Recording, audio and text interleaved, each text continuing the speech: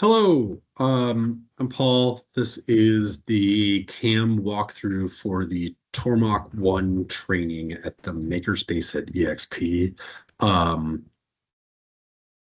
let's jump into it. This guide is meant as a reference for trainers primarily, and also as a reference for those who have already attended the training. It is not a replacement for the in-person training. You have to come to the training and demonstrate to our trainer that you can do your own program safely and effectively, and you must possess the credential in order to run the machine. Cool. With that out of the way, welcome. Let's do some cam stuff. I'm gonna share my screen and switch to this. And here's our part. It is a bottle opener. Looks like this. And it has some engraved text in the top, which you probably can't see in there. Whatever. It's in there. You can see it on there. Let's walk through what we're going to do. So the first thing that you need to do is to make a new setup. The operation type is milling. We need to make our WCS.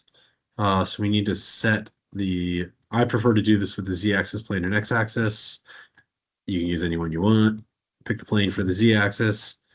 Pick the long axis for the X-axis. There they are. They're pointing the right way. That's cool. And then for my stock box point, I'm going to pick the top back left. That's always where I put it. You may want to put it somewhere. If your part requires a different place, you can put it there. Generally, you're going to come up with your own style for how you do this. In the stock, I'm going to choose a relative size box, and I need to make sure that I'm going to add stock to all sides. The width in X, so we cut these to 4 inches. So this is going to be 0.150, and this is 0.150, and that gets us to 4 inches in X. The depth in Y is 3/4 of an inch, 750, and the stock height in Z, I'm going to have a plus Z offset, 0.01, 10,000ths of an inch. So it's it's a 1/4 of an inch thick. So the bar stock that we're using is 3/4 by 1/4 inch. It's long. We cut on the bandsaw to pieces that are 4 inches long. The last tab is the post-processing tab. I'm going to name this program. The Tormach will take a text string, so I'm going to name this the date 260513 all bottle opener. I don't need a comment. Whatever, I'll put one in there. And the WCS offset is going to be 1. We're going to do this in G54. Hit OK. Cool. There we go. We have it set up. First thing I'm going to do in that setup is to make a facing operation. And I am going to use, I need to select a tool. And I need to select a tool from the updated Tormach 1100 MX tool library. I'm going to choose tool 4. The 3/8 inch end mill is the largest end mill that's in there.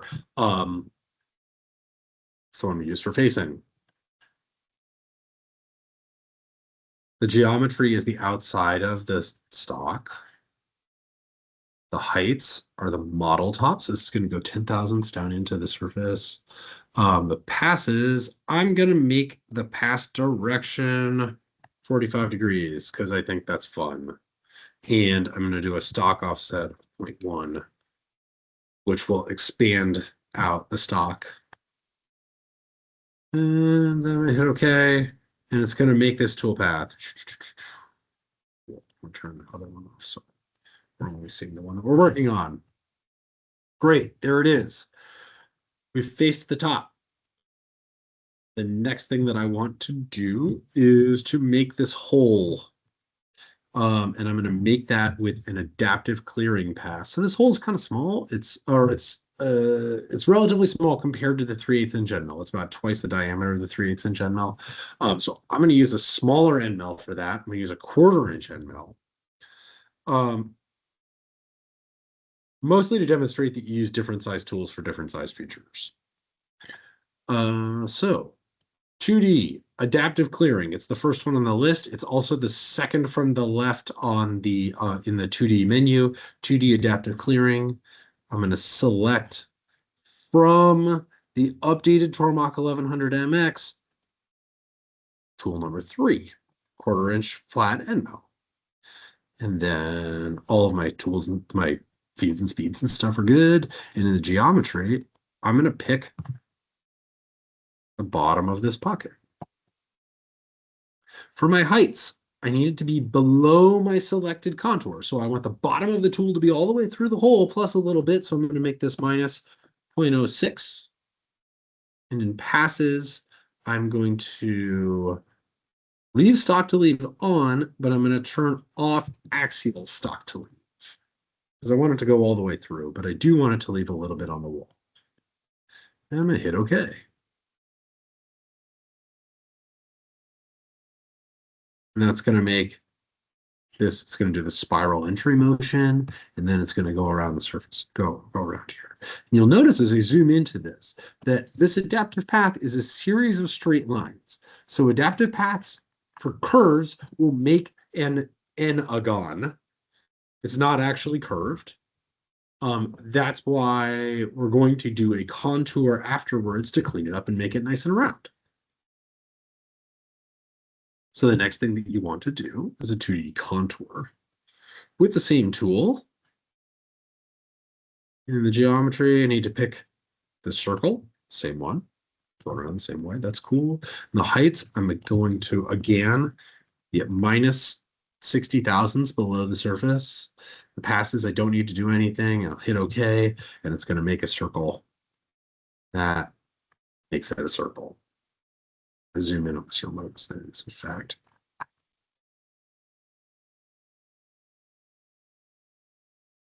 Does it represent it as faceted? It kind of does, but it's a circle. Trust me. Okay, cool. So we've made this hole. The next thing to do is to clean up the end. So we need to clean up the end here. We're going to do that with a 2D contour. The same 1/4 inch end mill. And I'm going to click this. It's going to make this closed chain, and I need to edit the chain and make an open chain. It's just this end. I'm going to hit OK. The heights, again, I need to go below the selected contour, minus 0.6. And in passes, I need to do this in multiple depths.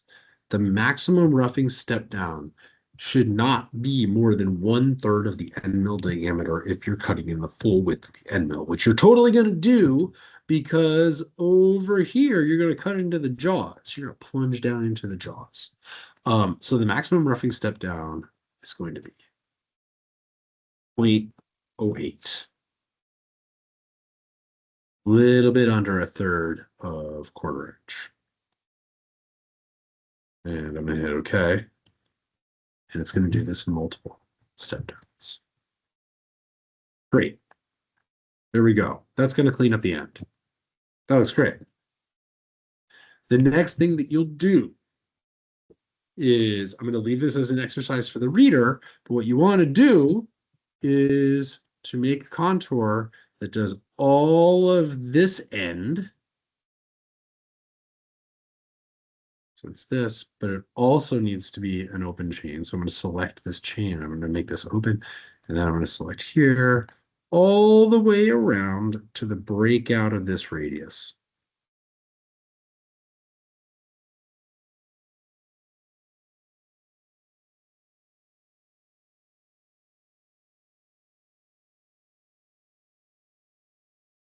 In the training, it's crucial that you have everyone do this independently. They need to do it once on their own so they know how to do it. This is a chance for them to practice independently and to ask you for feedback. Right. I've selected those. In the passes, I'm again going to do this in multiple depths with the maximum roughing step down being 0.08. Okay.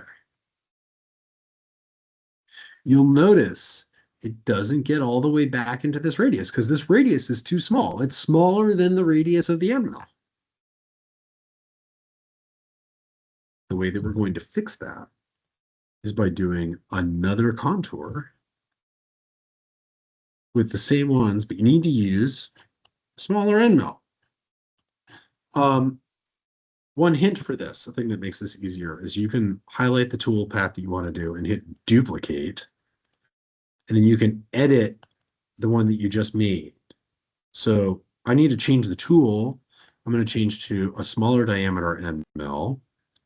I'm going to choose tool 5, which is an 1/8 inch diameter end mill. Okay. The geometry is the same. The heights, oh, I forgot to update this in the back one. I'm going to make sure that this is minus 0.06. It's below the selected contour.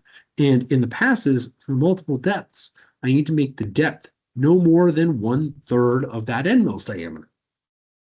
Right? An 1/8 inch diameter end mill is 0.125. A third of that is about 0.04. Like that. It's really important that you change this because if you don't, it breaks the end mill off. I hit OK. That will then come back in and clean that up. I'm going to take a look at these contours and make sure that I set the heights I did on that one. And I did not on that one.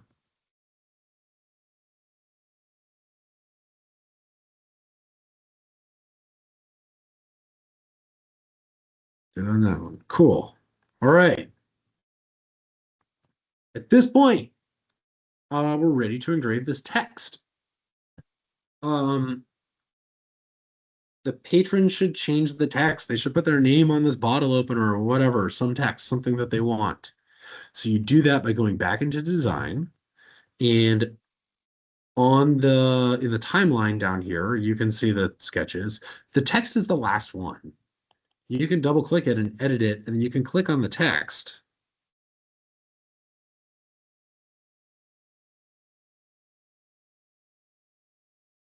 So I can see it, and you can change what's on here.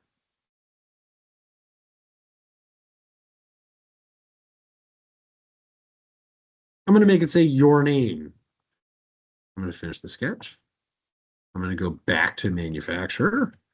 Here's all this stuff. That looks cool. And I'm going to do a 2D trace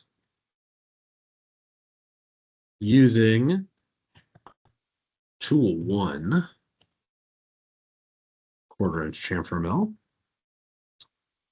The geometry, I'm going to pick the text.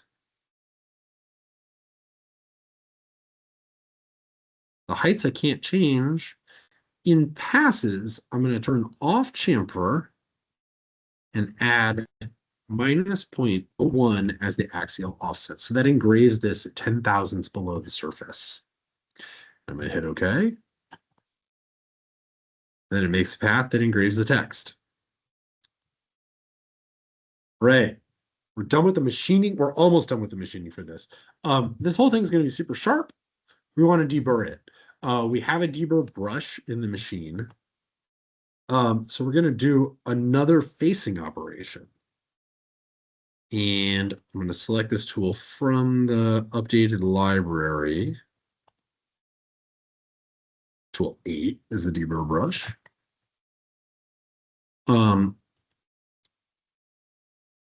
The height, the stock selection is the geometry is the stock contour. For the bottom height, I want this to be minus 0.1 inches of interference. In the passes, I don't need to change anything. I'm going to hit OK, and it's going to make a path.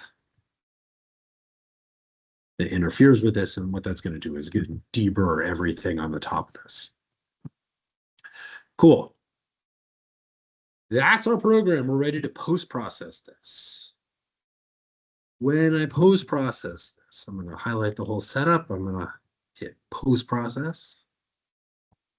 And I need to make sure that I select the right post. At this point, I need to edit this post. Oh, this is letting me edit the text of the post.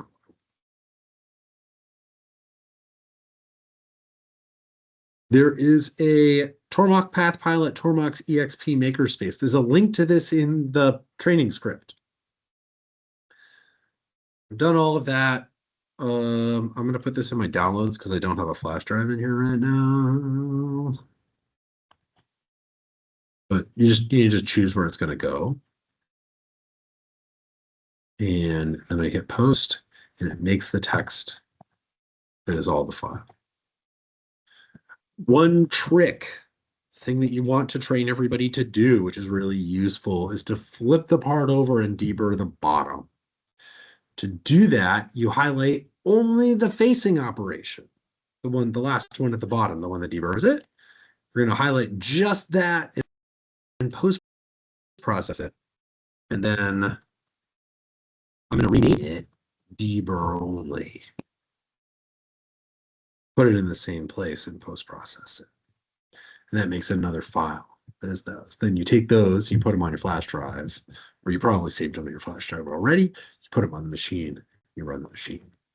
That is the cam for the EXP Makerspace Tormach I bottle opener. There are other bottle openers in the offing. Get psyched. Thanks for doing CNC mill stuff at the EXP Makerspace. I look forward to seeing your bottle openers.